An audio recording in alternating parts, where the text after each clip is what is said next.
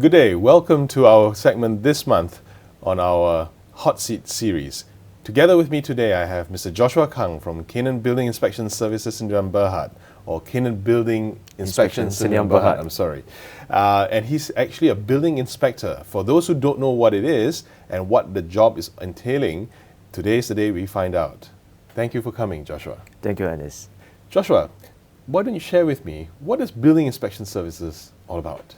Okay, building inspection service actually is the services that we provided for the house buyer.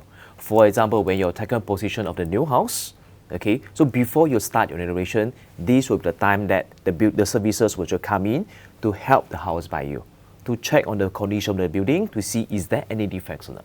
So it's almost like a service where you actually help the house buyer identify defects before they do any renovation or after they do the renovation? I would recommend they will carry out the inspection before they do any renovations. Oh, why is that?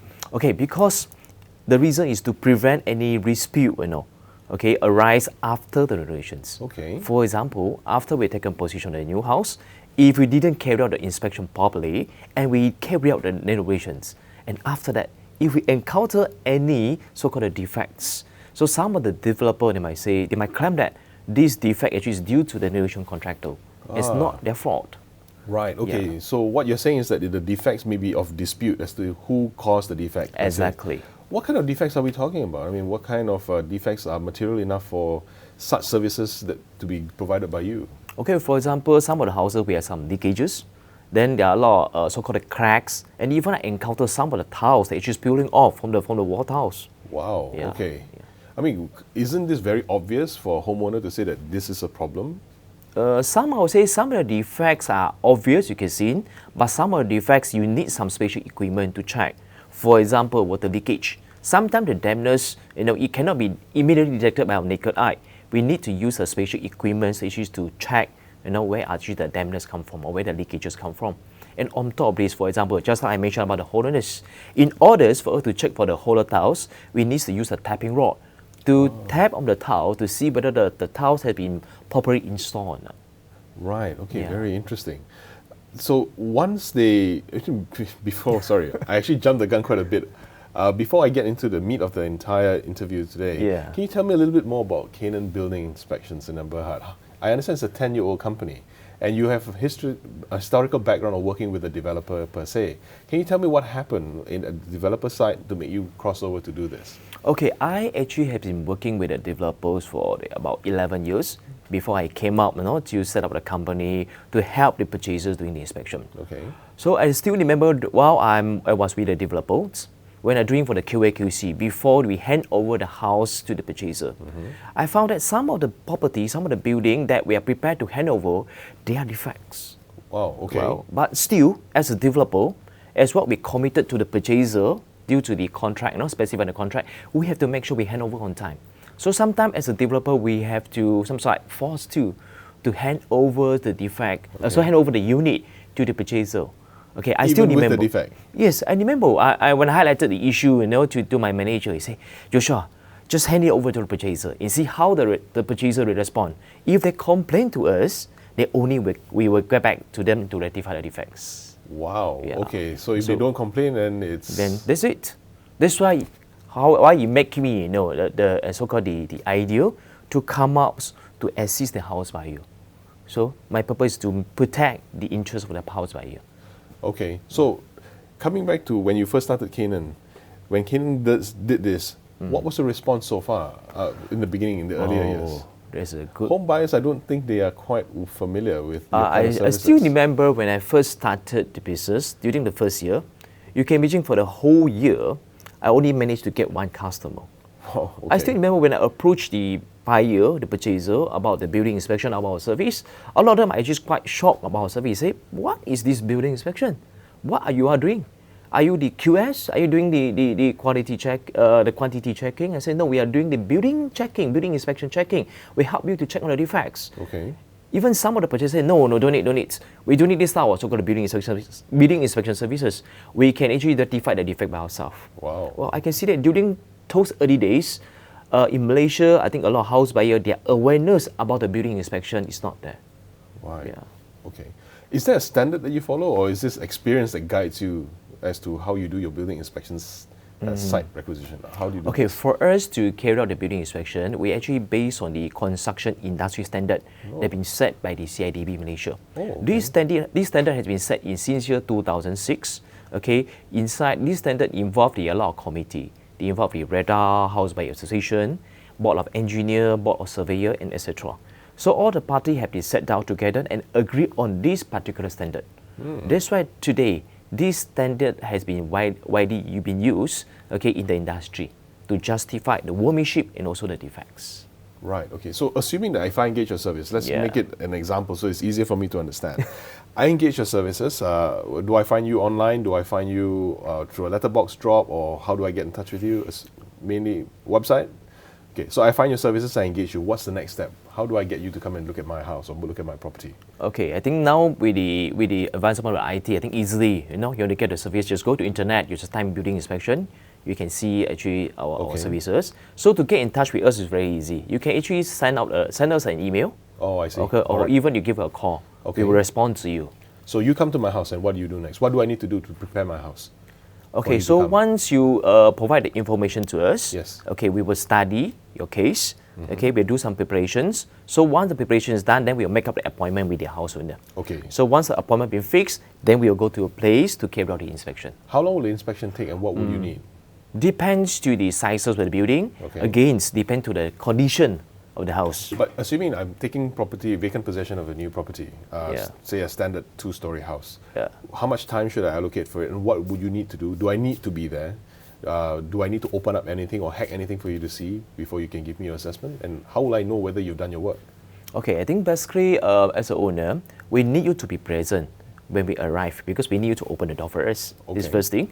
So after we enter already, how long we will take for the inspection? Normally, for example, for the 2-story or double story, okay, it will take us about 5 to 6 hours. 5 to 6 Yeah, hours? exactly. 5 to 6 hours for us to carry out the physical inspection on the site. So normally what we'll do, we'll go inside your unit, we'll check on your floor, we check on your wall, check on the ceiling, door, window, component, and also your amenity fitting. So whatever defect that we found, we'll put sticker. Whatever defect that we found, we will take photo. So we'll indicate the defects on the floor plan. So after that, we will just go back and prepare for you a report for you to submit to the developer. Oh, essentially Yeah. then you'll be helping me to actually complain to the developer during the period of the defect liability period. Exactly. To do that. Yeah. Okay. So if the developer actually says, no, this is actually small, can the developer actually dispute what you've actually recommended? Or you No, found? I think this is a right of the house buyer. Means that, for example, as a house buyer, as we know, I think normally we buy property, when we're taken possession of a new house, normally developer will give a defect list for us to submit the defects. Yes. Yeah, I think as an owner, we have a right to engage a professional party to come in to assist the house buyer carry out the inspection. That's why our report is coming. Our services is coming in to help the purchaser to prepare to carry out the inspection, to give you a report so that you can attach the report and submit to the developer.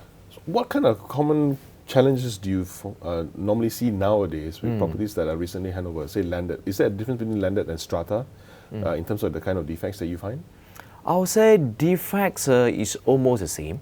Okay, again subject to the contractors. Some contractors maybe on a certain work their workmanship is bad. For example, some tile, when they are construct the tiling, they might have a lot of hollowness, so-called disjointing issue. For example, some contractor they might have some plastering issue where you can see the waviness on the wall. Right. Yeah, so okay. it's very subjective. Well, I guess for a person who doesn't buy properties a lot or doesn't do inspections a lot, they may just gloss over and they don't realize there's actually a defect that should be done. But is there anything that can be done after the defect liability period is over? This is, I think, the challenges that a lot of house buyer, or say this is a problem that facing by a lot of house buyer, okay, after the defect period.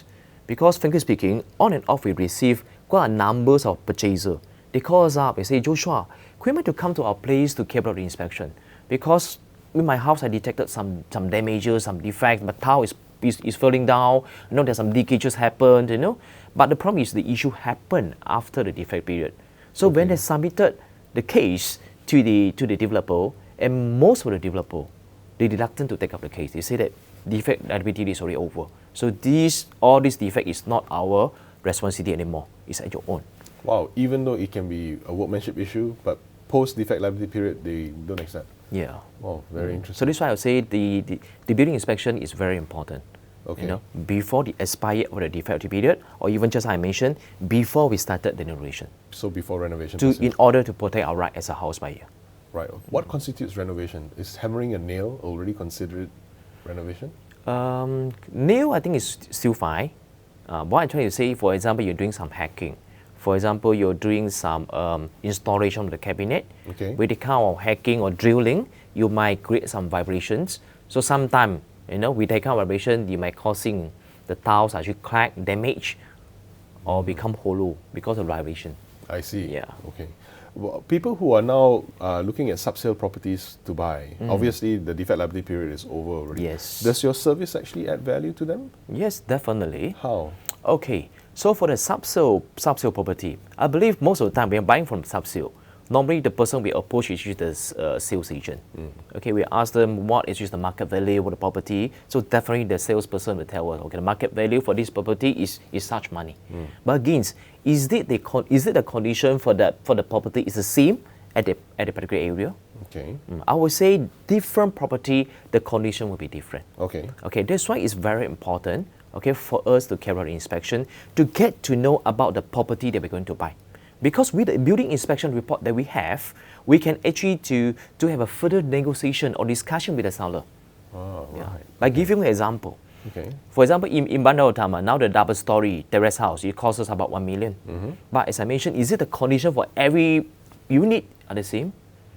Yeah, No. I don't think so. Yeah, some actually they have some leakages, some settlement issue. If we as a purchaser, as a potential buyer, we don't know and we go and buy. So end up we need to spend quite a big sum of money to rectify those defects. That's why the so-called the pre-purchase inspection is very important. Is to protect our right before we buy from the subsale property. So the procedures are the same. Get in touch with you. You come and do the service. Exactly. So, wow, 6 to 7 hours. That's quite a long time for a double-story Yeah. house. Do you also do this for commercial properties as well and factories? Yes, we do. And what about land? Someone who just buys a piece of land and wanting to build a property on it. Can you also do the inspection services for land? Land we don't inspect because we're actually the building inspector by profession. So basically we are inspect for the building. But again, for example, you are constructing your own factory, you're constructing your own bungalow. It's good that before you hand over, before you actually pay your last payment to the contractors, you can get your building inspected. So at least we know how's the condition, what are the defects we have, so that we can get the contractor to rectify. You know what, Joshua? It sounds to me as though by engaging your services, the value of the property can potentially increase. Because if I have your certification, any prospective buyer that comes in, I can actually assure the buyer that you're buying something that is already vetted through and the building inspection is at a certain level compared to the other competitors. Would you be able to say that? Yes, definitely. That's why you can see a lot of foreigners, when they come to our country, they buy the property in Malaysia, they will normally ask for the building inspector report. Wow. Yeah. If without report, sorry, they will not buy. Let's They talk- want to know the condition. Let's talk dollars and cents. Are you expensive?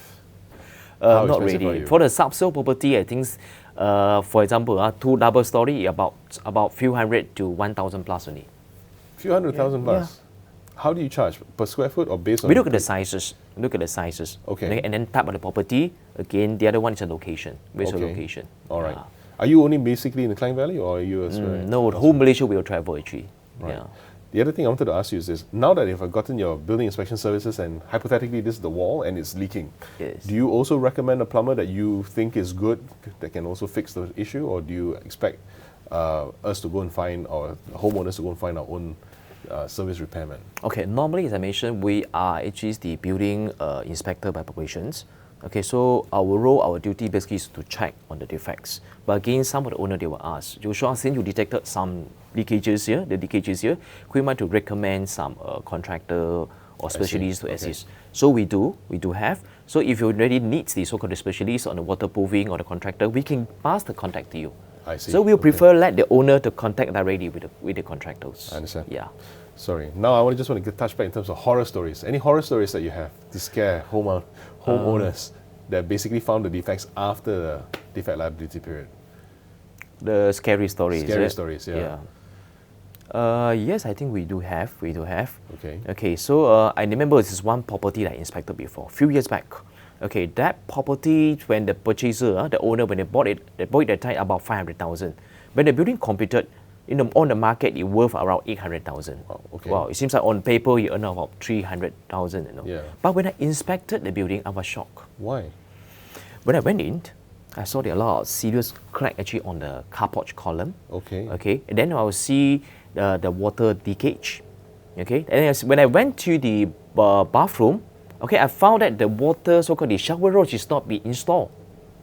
And we don't know where actually is the position on the shower rose. And the worst thing is, look at the WC. The WC is not actually attached to the wall, but actually is coming up, sit right in the center of the bathroom. Wow. That's why the owner was shocked. He said, how come this particular WC is not near to the wall, but actually, it actually is coming up, So they said this is all actually the workmanship issue. That's why I told the owner, yes, on paper, you might worth 800,000, you might earn 300,000, okay, of this property. But again, with this condition, do you think that we can sell? Do you think they can sell it to the potential buyer for this property with the value of actually 800,000? So how did this case get resolved? Can you share if there was an outcome towards this? Okay, if this is a case, I think as a buyer, we need to carry out our right. Yes. For example, we need to highlight, we need to respond to the developer. That means we need to list down what are actually our so-called the defects. What are the defects? What actually is our complaint? Okay, we need to list down the defect and complaint and submit to a developer. What if the developer doesn't accept? What's the next step? What can the house buyer do? Okay, if as per the SPA, Sales and Purchase Agreement, yes. So as a buyer, we have the right to carry out an inspection. Okay, so if after we submit the defect report to the developer, after 30 days, okay, if the developer didn't take any actions, what we can do is we can get a quotation. Get the quotations from the contractors, okay, to see how much we need to rectify those defects. So with the quotation that we receive from the contractor, for example, okay, we can actually forward to the developer. And also remember, CC a copy of this quotation or letter of intention to rectify defects to the stakeholder, that means the S&P lawyer. Okay. Yeah, because when you're buying a property, we still have the last 2.5% of the retention sum that being kept by the lawyer. Okay. Yeah, the purpose of this money actually is meant for the defect rectification. Okay. Yeah, so with the quotation we have, we send it to the developer, we wait for the another 2 weeks. Okay. If after 2 weeks, no action taken, so what we written in the SPA is, we can actually engage the contractors to rectify the defects and claim back the money from the developer. What if it's more than 2.5%? If more than 2.5%, that's why in this case, I would recommend you to go to, if, for example, after you get a quotation, the value is more than 2.5%, I recommend you actually file a case at the tribunal, house buyer tribunal, or even to the civil court, so that you can claim back the sum that actually the matching with the cost we rectify the defects. Wow, okay. Yeah. Well, I guess with your services, it will really make those developers that don't pay attention to quality, don't pay attention to customer service, to be really more vigilant about their workmanship. And of course, with your services, it will actually help the home buyer even have a better comfort in knowing that there's someone who helps them to make sure that what they're paid for or what they're going to be paying for is actually worth the value. Yes, correct. I would say in the market, there are some developer that didn't pay any attention on this quality, but they do have some developer that actually really serious and particular on the quality. That's why sometimes we have been engaged by the developer as well. Okay. Okay, so just before they hand over the unit to the purchaser, some responsible developer, they will engage us to check the building, to inspect the building, to rectify the building before they hand over the house to the purchaser. So I would say in the market there are some good developer and also there are some bad developer, I would say. Earlier in our earlier conversation, which was not taped, you mentioned about two classifications, Qlassic and Conquas. Yes. Is there any difference between the two? Okay, I think if you talk about Conquas and Qlassic, maybe I need to explain to you what is the Conquas, what is Qlassic. Okay, Conquas and Qlassic basically it is the quality assessment system. Okay, that means that, for example, when the building or the project is completed, okay, that means the Conquas or Qlassic, they will come to that particular project to give a quality evaluation. That means they will give a score. Okay. So by looking at the score, as a house buyer, as a landman, we can judge the quality or the workmanship of that particular project. Yeah. So to give you some simple idea, Conquas actually is originated from Singapore. Okay. It's from Singapore, and Qlassic actually is from Malaysia. Okay. Yeah. I see. So in your opinion, or what you've seen so far, what's the highest score of Conquas that you've seen? In Malaysia, now the highest score that we have is 91.4. Out of 100? Oh, 100. Wow, yes. that's fairly high. Yeah. Yeah. And obviously, I'm going to ask you who's the lowest lah, per se. But Qlassic per se, is it also just as high in terms of scoring? Qlassic Or how now does it currently work? the highest score that we have is 88. Wow. So is it Yeah. more stringent for Qlassic compared to Conquas? I would say these two standards are quite similar. Okay. Okay, the difference is only on some weightage, the scoring weightage. I see. Otherwise, in terms of the evaluation method, the form they're using, the standard they're using are actually very similar. Okay. Yeah. Just to wrap up, Joshua, just Yeah. wanted to ask you, what is your vision of Canaan Building Inspection? Where do you see your role in terms of the property and real estate market in Malaysia? How do you foresee the next 3 to 5 years Okay, for your organization? I would say for Canaan Building Inspection, we are just the independent party. Okay. Okay, we are standing in the middle. Okay, between the developer, between the purchaser. Okay, so our role basically here is to carry out the inspection, to look at the construction quality. Sometimes some developer, they encounter some fussy owner that cannot so-called accept the quality of work that they do by the developer, while the developer already comply with the standard. That's why we as an independent party will be engaged to come in to justify the workmanship. Again, just like as I mentioned, sometimes we are helping the purchaser. If you're, for example, as a purchaser, you're buying the property, we encounter the showy workmanship, okay, they were not satisfied with the works that carry out by the developer, then we are coming in to assist the house buyer to carry out the inspection to protect your right, I mean the house buyer right, to get back your right as a house buyer in this case.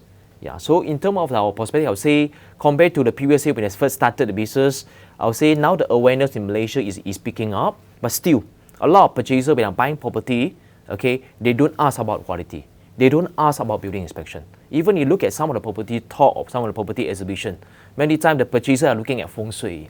Some purchasers are looking on the where's a good location for us to invest. Very seldom I would say the purchaser or the house buyer, they're asking about the workmanship, about the quality standard they're using. I still remember 2 years ago, I was at one of the property launching in Auckland Road, Malone. When I stepped into the sales gallery, I asked the salesperson, what actually is the quality standard they're using? Are you using the Singapore Conquas or you're using the Malaysia Qlassic standard? Out of my surprise, the salesperson told me that they're using the director standard. That means they're using the standard they are pushed by their director. So as such, what actually is the standard they're using? So that's why I would say here I want to encourage the house buyer.